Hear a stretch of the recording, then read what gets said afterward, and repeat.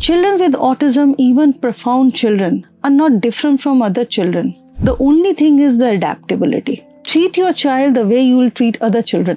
I can create lot of skills in a child, but who's going to take it? The biggest thing about autism is they need space. They cannot be cramped up in a school. If the child's assessment is not done, how do a caregiver understand? Until and unless we do this, profound autism cannot be helped.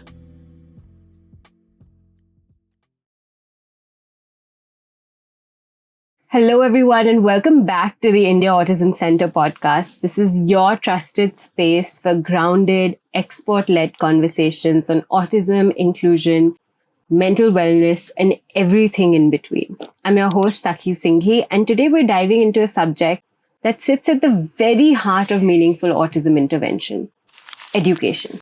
But not just any education. This is the education, the kind that adapts, it supports, it uplifts neurodivergent children across the spectrum. We have with us Ms. Nilanjana, who's a psychologist and a special educator based in Kolkata. She has decades of experience working with individuals with profound autism spectrum disorder and intellectual disabilities. Her work spans everything from curriculum development to behavior modification to teacher training and, most importantly, long-term support for families. Thank you so much, ma'am, for being here with us today. And I'm so grateful to have had this conversation with you.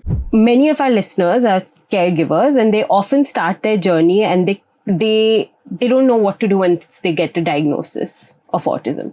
So how do you explain what autism is to a parent who's receiving a diagnosis, who's just received it? This is all about it. The crux of the whole thing is this, that what needs to be done. The biggest problem in Indian community or related with all the special education, the main thing is lost a proper curriculum. The curriculum does not mean that you have to have everything pre-academics and academics as functional. But the most interesting part is the behavior modification part. How to modify behavior of a child. This is what we think, right? Yeah. But the thing is, it's us who needs to modify our behavior around the child. The child will behave. That's the pattern of his personality. But the thing is, how we behave around a child matters a lot. Correct. Parents need guidance, but whom to reach, they still don't have a clear idea. So, mostly misled things are there. But when we come to special educators and caregivers, I think the major technique, what they should know, is how to deal aggression in a compassion way, which is a big problem because it's not a curricula in our special field. Nobody knows how to handle an aggressive child, how to handle a teen's aggression. Smaller children are easier to handle. That's why we'll find most of our institutes, they have early intervention facilities or intervention facilities. What about children after the age of 9? The profound autism are segregated from everywhere. They're in isolation because our society is for the hierarchy. You know, those who are, it's all about ableism. Correct. People can handle ableism, right? But what about the children, which is more on the population? The prevalence is around 80%, the profound autism. What about them? What facilities are there? Because caregivers are not trained in such fashion. Caregivers are working with compassion. They know they are getting into a disability sector where I'm going to get these children. Like it will be like, you know, oh, they bite, they hit, they do self-injurious behavior. But a caregiver is not taught how to handle that. Mm-hmm. If a child is stimming, what the person should do to reduce the stimming. Correct. Not block. You cannot block the stimming, but you can reduce the stimming. That means he's having some kind of challenges. Correct. How to deal with those challenges are not a curricula in our special eds. In our D.Ed or B.Ed, we don't find we have that kind of system where we know the aggression part has a root cause. We don't have an assessment tool for that. There is no assessment tool for emotional regulation. So what happens? What the child is actually trying to say or feel through the actions they do, we fail to understand them. So true. So as professionals, caregivers are professionals. They are supposed to guide the parent. Now, this chaining is a big problem because when parents will go, they'll go to the doctors. Doctors will give medicines if they feel, but that's also based on the parental information. Correct. They're not assessing the whole situation. Okay, what is happening in the child's life? Doctors don't talk about management. They don't take the follow-ups of a therapist. Therapists are the key people here. They do the most of the job. So their cahoots with the doctors will help our children and parents a lot. So somewhere this nexus is not working. Now, in India, there's a prevalence of thought that caregivers are ayahs. They're supposed to do the toilet training part, feeding part. No, it's not like that. It's a parent's job.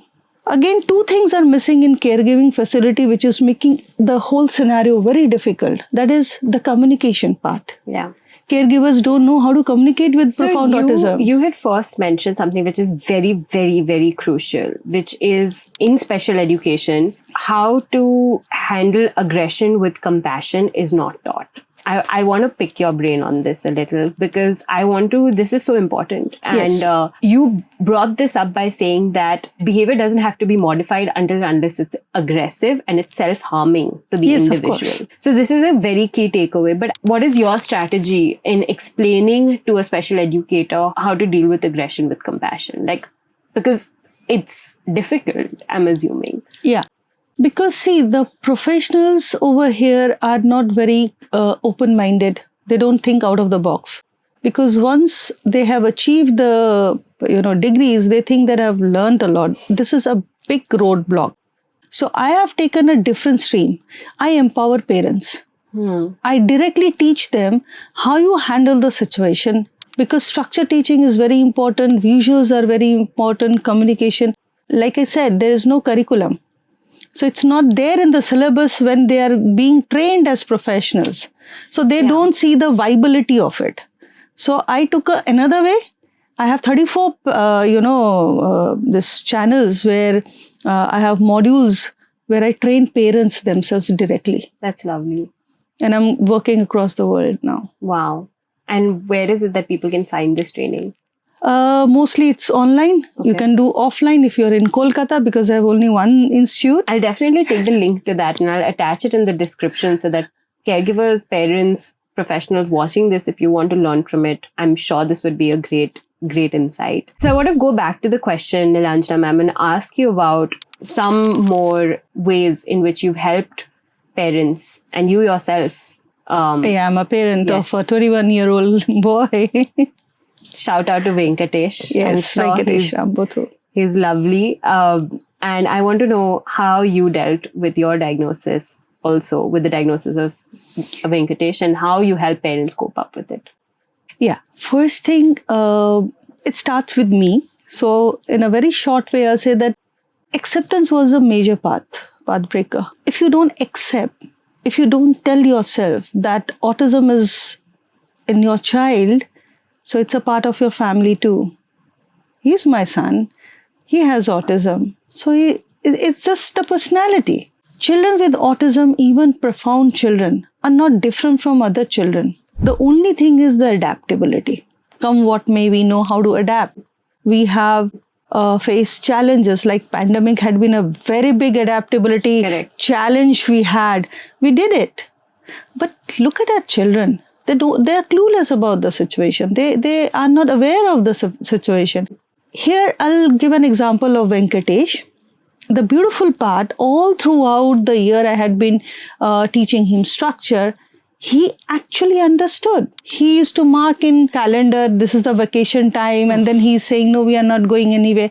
I was amazed. We keep on doing things and we don't get a response. So we think they don't understand. Right. The day we were actually coming out of the phase and going somewhere, he said, coronavirus finished. I was like, oh, that's beautiful. Yeah. So somewhere we assume that profound autistic children don't have productivity. So my thing is to make parents understand, and I become a role model to teach them hands-on how to bring out the productivity. Like my son is graphic designer. He does illustration job. He's a painter, and he's dancing. His music. He surprises me by all of this. And suddenly, he's communicating. All my life, I have not done any kind of therapies other than behavior modification and structure teaching. No speech, no occupation therapy. Good amount of exercise, and everything is structured in his life. I use communication tool. He's there. He's quite independent. He travels with me, like we both travel alone. I have left him. My family had to go for some emergency. He was all alone and he was coping up. Wow. And in fact, I have opened Saksham also, where I teach children with autism to be independent. That is really important. So I become a role model for the parents to follow, that this is the way you do it. It's a very practical way. Treat your child the way you will treat other children. There is nothing untoward, or you don't have to change ways to accept your child. It's that simple. Have you seen parents like almost baby their child when they're not supposed to be babied? Absolutely. This is the biggest Indian challenge. I say, executive functioning is an Indian parenting challenge. Yeah. The problem is not in autism. The problem lies with the parenting issues. And how do you deal? What do you tell your parents who are associated with you when they do that? Because I personally think that they infantilize a lot. Like I've seen them do that. Absolutely. Now the challenge they cannot do with me in the sense, I make it a point, the parents who will learn the techniques are welcome in my institute. Otherwise, you're not. It's a no-no, because I'm not doing it for any other reason. Right. I'm doing everything to give a better life to a child and their families. And I make it a point, father has to come also. So it's both parents need to be there. At least for 3 to 6 months, you have to be there and you have to see how the structuring is done, and then you're free to go. So that makes them happy.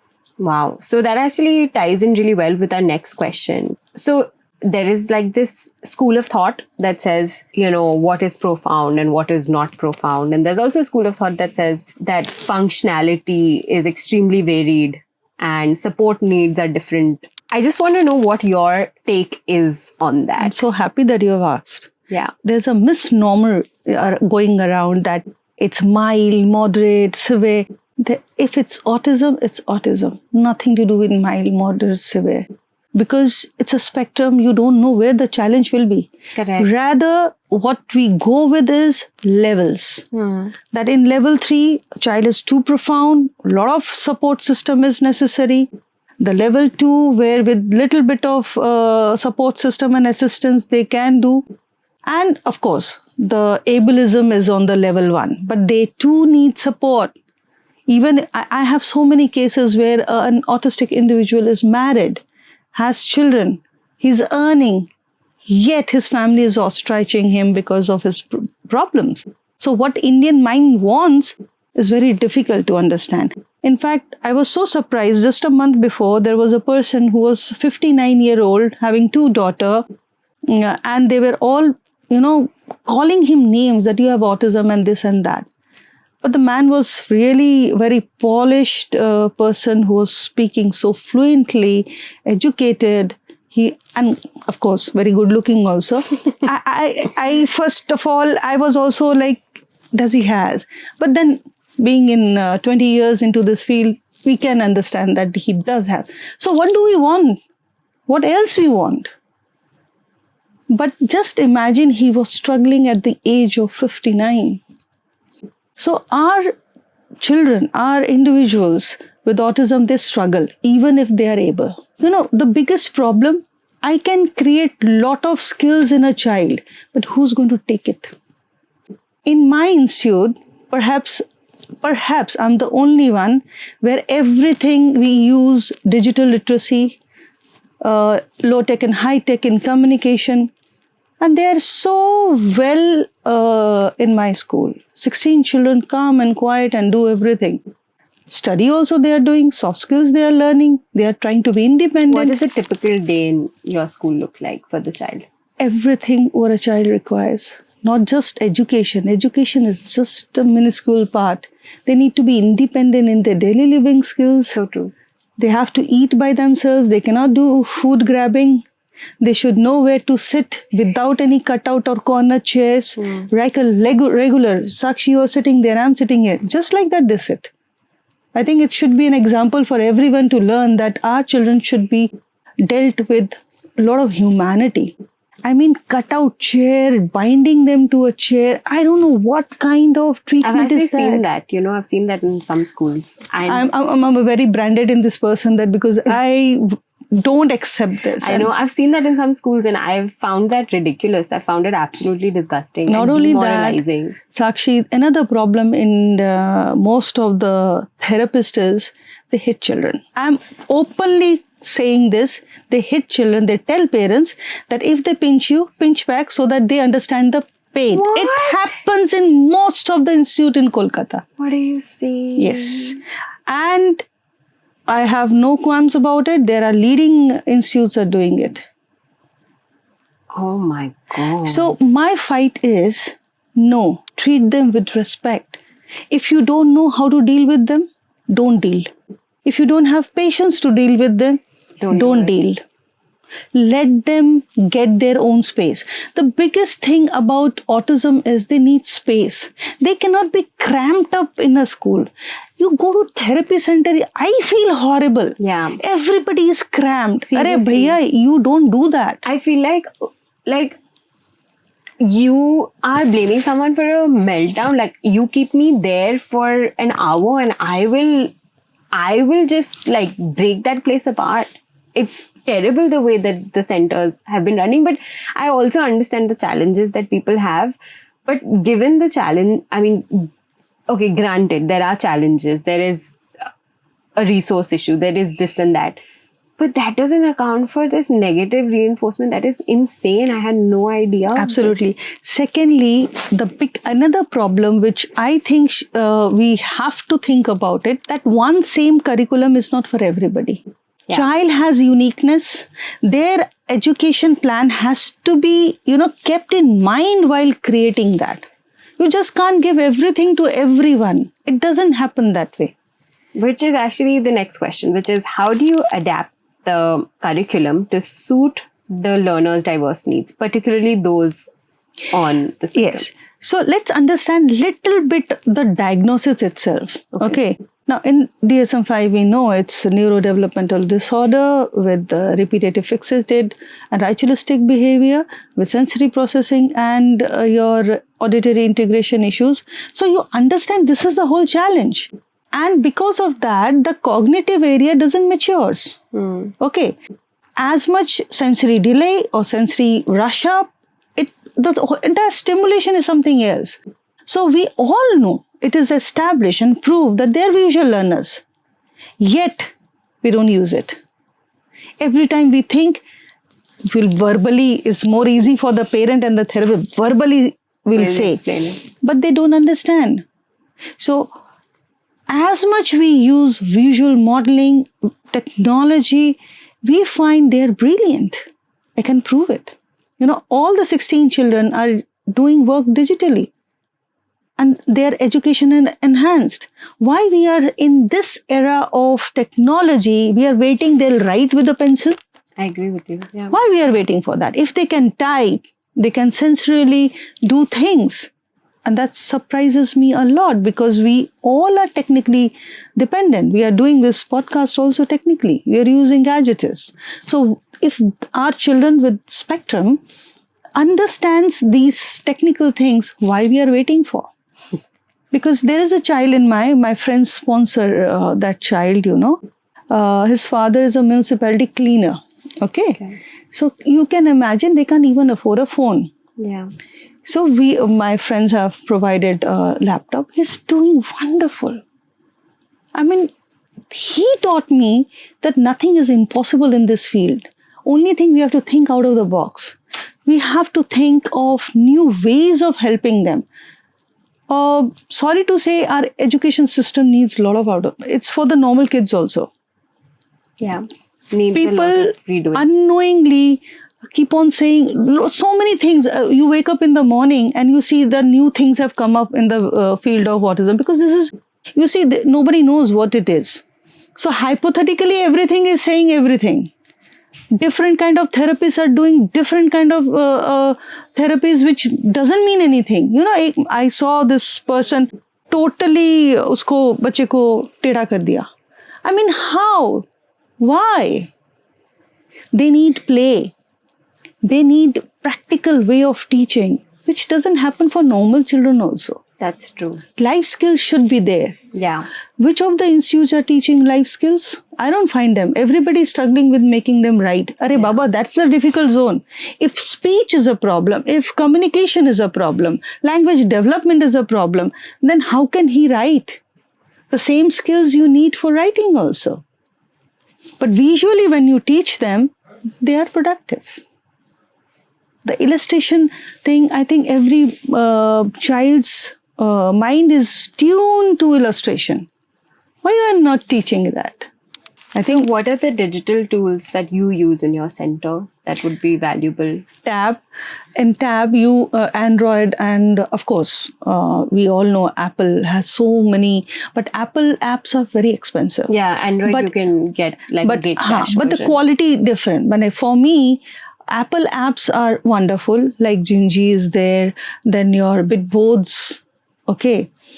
And I know one of the father, he's a genius, he had learned all my module and he is trying to create an app. Oh, that's amazing. And if it comes down, it's an India market, I'm telling you, it will be a revolution. Wow. I can't wait for it. Yeah, I am waiting for it Yes. myself. Every month we are sitting and trying to develop it, and it's an amazing tool. And that fellow actually bought Bitsboard. He studied it. Wow. And is making that app very viable so that the rural people can also understand. That's And he's not using any language. It's a silent app. Okay, when you work with the child on the app, it's your mother tongue you're using. So child can associate more readily. In your center, it's all, so the curriculum is all imparted digitally, mostly. It's all imparted digitally, or it's taught digitally. Yes. Right? We do it digitally also. We do it structurally also. Low tech and high tech. Low tech is the PEX word. Okay. So What is the... For communication, we use, like suppose I'm asking you, can you give me the water? Mm-hmm. So usually, this is the gesture. Correct. Our children will not do so. They'll just go and grab it. So this is also verbal operant. Okay, this is also verbal operant that you have to ask for a thing. So first we use the object and then we go into picture. Mm-hmm. Like in your hand, you have written down certain questions. Correct. So that's a PEX. So we use PEX. When we say you need to sit down, we show a picture of sitting down. So my verbal communication is actually supported by visual. Child understands this. Mm-hmm. And when any caregiver, any teacher, any unknown person also shows this, it matters to 100% for the child. So like a child needs to go to toilet. Okay, what do? We keep on saying, go to the bathroom, go to the bathroom. It's so irritating. Mm-hmm. But we just show the toilet. They take the card, they match on the door, they go, they know that I have to go there. Now, sometimes, transition is a problem. Like, suppose that bathroom is under repair. Correct. For some reason. They need to go to this one. So, we just pick out that and stick it over here. Child knows that I have to go there. So many problems can be solved through this low tech and high tech. Everything, social stories, narratives you can give to the child and show it pictorially. Avaz is also something very important. Avaz is very important. Yeah, I love that tool that they've created. It's really good. Absolutely. And I was amazed. Recently, I saw that one of the person in Bangalore, she's a pediatric occupational therapist, she was using Avaz. Wow. I was like, wow. This is exactly what it needs to be. Like, absolutely. So this is what I'm trying to change. That how you use daily things very beautifully. You all have it in your home. Everything is in your home. You don't have to purchase expensive thing other than the laptop and a tab. Mm-hmm. Everything is in your home. How you make it a learning atmosphere for your child. So parents need to know. So every institute should open doors for parents. You have to do early intervention training and give it to the parents. And the biggest concern is not the child, it's the parents. Their mental well-being. They are upset. They don't know how to cope up. Correct. The child is happy till the time the parent is there. So I think when parents learn, caregiving also is created. We have to build community towards, training the caregivers. We need parents. They have to be stakeholders. That's so true.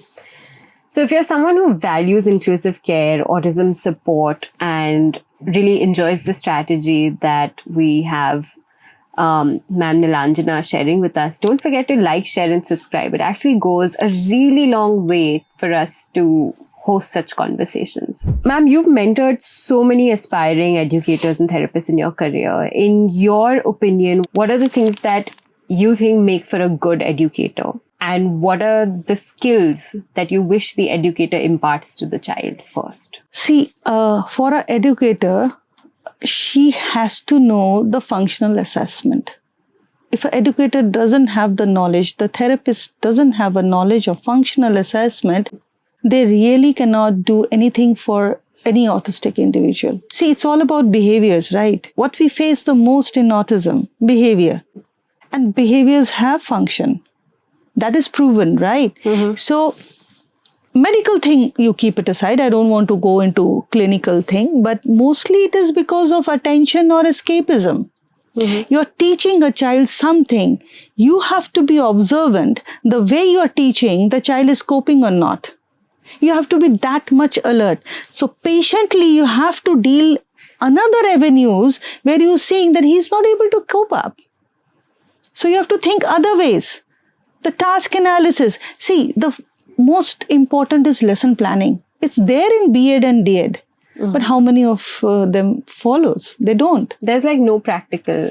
They're no practical. I think most of it has to be a very practical knowledge, and it comes with functional Which assessment. is actually something we're doing at India Autism Center. So we've created a course which is currently for caregivers. And by caregivers, I don't necessarily mean parents. I mean, this is for individuals, who are done with school. And this is a career opportunity for them. And it's a practical course, and it's also a theory course where 3 months it's practicals and 3 months it's theory. Because what we've noticed is that most of the courses that happen in this field, there's absolutely no practical experience that they get. So you're making career plans without seeing an autistic person. Like, how are you doing that? Exactly. In Saksham, I have started. This is the same procedure because little bit of theory we need in psychology. There are certain theories you have to know about cognitive development, the personality development, the language development, the emotional. A caregiver needs to know this. Mm-hmm. I said, functional assessment is necessary. Correct. If the child's assessment is not done, how do a caregiver understand? Like suppose, very simply, a child comes and hits you. Do you really think he wants to hurt you? No. He's trying to communicate. So usually what will we do? We'll just scare away and run. Yeah. Oh, that child hits me. If the child's aggressive. Exactly. What we do, we just hold the child's hand and say, you want to say something? Let's sit down. And believe me, the response is so beautiful. They actually calm down because something has happened. What sensory overwhelmingness has happened, they don't know. And when we are talking, then it seems that somebody had shouted, so he got startled, so he has hit. He wanted some compassion from you. So caregiver has to know this. And there is no training for this. Unless we do this, profound autism cannot be helped. They have to be helped by this knowledge that their emotional regulation, which is going dysfunctional, we know how to handle that. And that day, there will be a big change. Most of the children, especially in teens, tremendous aggression comes. They're beating their mother. They are being sedated for that. Yeah. But I get emotional by all of this. Please take your time. So there are mothers who come to me, they cannot speak up. I've seen them suffering, their hairs pulled out because mothers take the most beating. No other family members come and help her out. So what she will do? She'll go to the doctor, sir, kuch kijiye, aap isko shant kijiye. The doctor will give medicine. But what about the interception? What about the feelings of the child? That doesn't work out. So you are not actually giving a solution to the child's issues. What about his sexual stimulation? We don't even think about it. It's a brush under the carpet. So you have to work on that. You have to work on privacy. Structured teaching has to be taught to every caregiver. Otherwise, we are not even looking in the direction of helping children with autism. Wow, that was really, really, that I feel like everyone needed to hear that. No, that was great. Thank you so much for sharing that. I wonder if something like functional assessment can be taught. Like, yes. If it can be taught, or does it come intuitively? No, it can be taught. It can be taught? Yes, of course. I follow that module. Okay. Now, in India, behavior modification is not taught in BA.DED. But I was fortunate that I had not directly got the BCBS, but I had been trained by a BCBS. So what I have learned is the tools in India to assess a profound autistic child is absolutely not there. We are following ESA and CARS by taking parental information which is biased. What we need to do is we have to study a child, observe a child, and be with the child for 3 to 4 hours, max 7 hours. We can divide those. You have to work on the cognitive area. Because in autism, what affects is the cognitive area because of the sensory dysfunction, right? Their abstract thought is not clear. That's why they cannot function. So once you take the delayed parameters on the cognitive area, you actually understand what is in their mind. So this is what we need to do overall change in the system of diagnosis, which is not happening properly. Some major doctor, I have asked this question, they could not tell correctly. I had asked 2 questions. Number 1, what do you think autism is? Is it a neurological problem or it is psychological problem? Most of the doctors cannot answer. So what happens?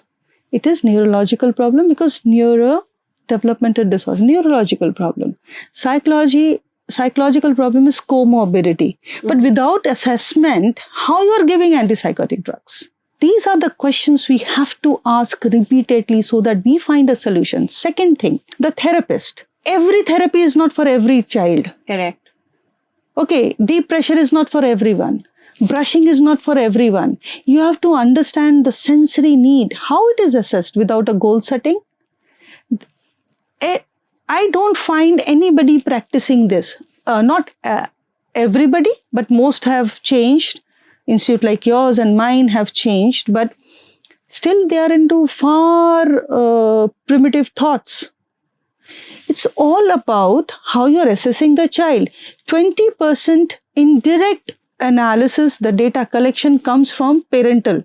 But the 80% has to be from the child. You have to sit down with the child in 15 minutes. How you can say this is autism? I have seen that most of the time diagnosis is not correct. Functionally you have to do. So let's say a child is a child where the functional delays are there. Then you have a problem. Work on the functional delay. You get the 70 to 80% challenges curbed like that. Why can't we think like that? Why we are not thinking in this direction? Now, functional assessment is possible. Because if you study the psychology thing, it's everything is in our syllabus. But nobody practices that. Nobody bothers to even go to that. I'm telling you, study Freud, study Erikson, study Piaget. Piaget is step by step how the cognition develops. Nobody reads those. They just take snippets. Oh, this is the category thing. Oh, this is the, irreversibility. We study like that. But that's not it. You have to understand what he meant. In autism also, what happens, they grow like a child. But because their sensory dysfunction, their cognitive doesn't mature. Does it mean that it matures for a normal child? No. They also have a parameter. So the delay starts from 1.5 years. So it's not like that autism just comes that way. It happens from the conception. See, our epics have taught. Abhimanyu heard about the Chakravyu when he was in the womb. Right. So that itself indicates about sensory. A child understands the mother. It's an innate thing of understanding mother. Why? Because sensorially he is connected with the mother. The needs, the primary person in a child's life is mother. Attachment. Okay, attachment theory, it's science. The Oedipus complex, it's science. So we are not reflecting on this issue in a scientific, evident way. And that's the problem. So before we wrap up, I want to have a quick true and false round. Sure. And I'll say a statement and you'll let us know whether it's true or false. And you can feel free to add a short explanation. Absolutely. So every child with autism needs a completely separate curriculum from their peers. Absolutely. Therapies can be effective, but only when adapted to the individual child. Absolutely. All children with autism eventually outgrow the need for special education support. Of course. Really? You think so? Yeah. You don't need formal teacher training to work with autistic children, just patience. No, they need training. The D.Ed and B.Ed doesn't mean that you understand autism. Two things I want to add. Yeah. Like the second last question, can you repeat that? Therapies can be effective, but only when adapted to the individual child. See, special education is very much misunderstood in our context because it is taught in a very different way. But special education means mainstreaming a child. It's bridging the gap. Okay. You have to bridge the gap for the mainstreaming. Correct. But can everybody be mainstreamed? What about them?